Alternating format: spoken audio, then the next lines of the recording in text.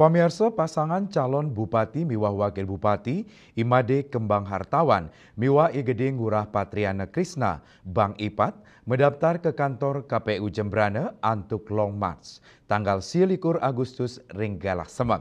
Paslon puniki sedurungnya sampun ngelaksana yang deklarasi ring Taman Sangkur Mendopo Kesari.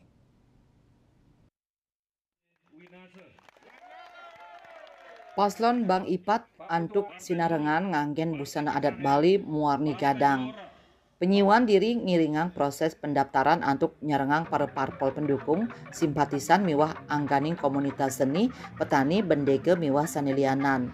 Bang Ipat kausung PDIP, P3 miwah PKB turmaning kasokong PBB, Partai Buruh, Garuda, PKS, Gelora, PKN, Partai Umat miwah Hanura.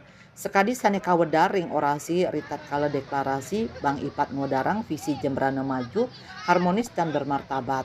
Bang Ipat taler ngejantenang visinya nih anut adung sareng calon gubernur miwah wakil gubernur Bali Iwayan Koster miwah Inyoman Kiri Praste. Samian program sane kasemayanin inggih punika bidang pendidikan, kesehatan, ekonomi kreatif, pertanian, perkebunan, miwah peternakan, turmaning adat budaya. Lianan punika taler ngutamayang generasi Z ring program pengembangan kreativitas.